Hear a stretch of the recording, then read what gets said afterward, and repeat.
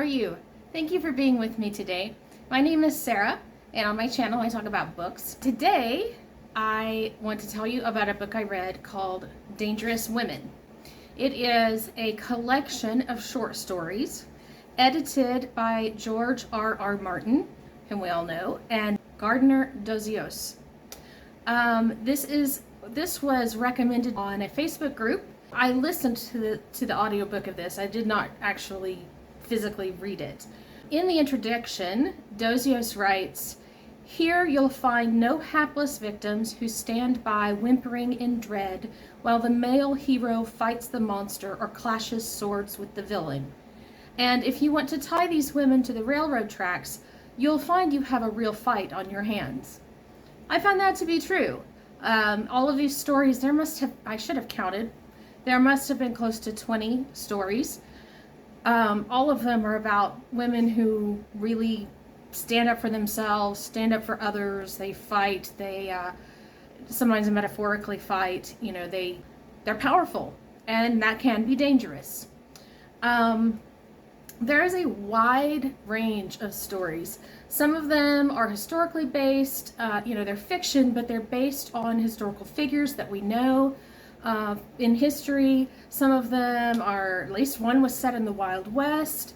Quite a few were set in alternate realities, near future dystopias, in some kind of a sci-fi setting on another planet, that kind of thing. Quite a few of the authors are well-known sci-fi authors. I believe I've said before that in any collection, there will be pieces in the collection that you will love, pieces that you don't love. Unless the collection is just not your interest at all, there will be things you like, things you don't like. And of course, that's what happened here. The two stories that I did not finish, Virgins by Anna Gabaldon, and The Princess and the Queen, or The Blacks and the Greens by George R.R. Martin. I know, two of the biggest, most well-known names, and those are the two I didn't finish. They were probably two of the longest stories in the collection. I don't care for Diana Gabaldon. She writes really, really well, but her subject matter is always so rough.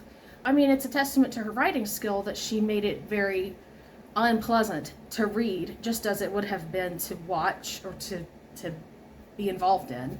Obviously not as unpleasant, but it just was something I had to duck out of. There's a fly buzzing around here, you'll probably see it. I have never gotten into the Game of Thrones series. I started the first book and wasn't very far into it before I said, this isn't for me. The story by George R.R. Martin is part of the Game of Thrones world. I'm not sure if it's prequel or just side story. I don't know enough about it to know.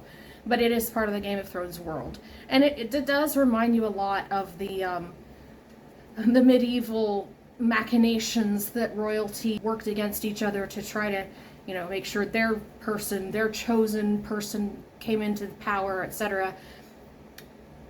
It just isn't for me. And that's in spite of the fact that on the audiobook, the George R.R. Martin story was read by Ian Glenn. And I've said before, I would listen to that man read the phone book, and I still ducked out of the story. There were several that I really, really loved. One was called Nora's Song by Cecilia Holland. It was about Princess Eleanor, daughter of Henry II of England and Eleanor of Aquitaine. And it doesn't show either Eleanor or Henry in great light. It doesn't make them look good, but it does, I thought. Now, I'm not an expert on this. I only know a little bit about it, but I thought it was reasonably true to the spirit of the times that they lived in and the things that they did. Another one that I really loved was called Neighbors by Megan Lindholm. This woman is getting older. She lives alone. Her husband's died. Her kids are grown. And one of her neighbors is, I don't remember if they specifically say she has Alzheimer's. She definitely is dealing with some inability to process and think clearly, and she says things that don't make sense. But this neighbor of hers disappears, and she looks for her neighbor. You're not quite sure till the end what's going on, but I really liked the way that went. Another one I really, really liked was A Queen in Exile by Sharon K. Penman. This was about Constance of Sicily, mother of Frederick II of the Holy Roman Empire. And, this is based on a historical event, but she really dramatizes this historical event. And wow, this woman, she was incredible. She didn't, ride into battle or anything, but she used a vulnerability to strengthen herself and her son's position. And it was really an interesting idea. It's fascinating that this actually happened in history. I guess you can tell I kind of have a bias for historical stories. There were several sci-fi stories that I very much enjoyed. They weren't the ones that came to the top of my mind when I think the ones I really loved. There was one that I can't say I enjoyed it because it was extremely disturbing. But I Know How to Pick 'Em by Lawrence Block was extraordinarily well written. Again, it was extremely disturbing. I would put all kinds of trigger warnings on that particular story for I don't want to spoil the story, but I want you to know that it was rough. I could easily imagine a university English class talking a long time about what this story means, about the author's skill at getting his message across, and also leaving some questions open-ended, particularly in a collection titled Dangerous Women. You're left wondering exactly who is the dangerous woman here. And I think it was a very skillful thing for the author to do. I think I rated the whole collection 3 stars out of 5. It was good. I didn't love all of it. Don't expect to.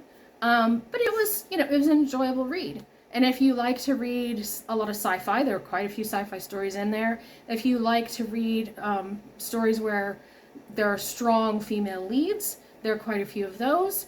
I'm curious if you have read this book or another one that features women who are very strong, very powerful, oftentimes very dangerous, and what you think of those, if you have other suggestions along the same line.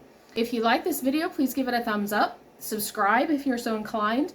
If you want to see everything that I post, by the subscribe button, hit the little bell icon, and that will give you the option to get all notifications from this channel. That's true of every channel here on YouTube. You guys have a really, really great day. Thank you for being here.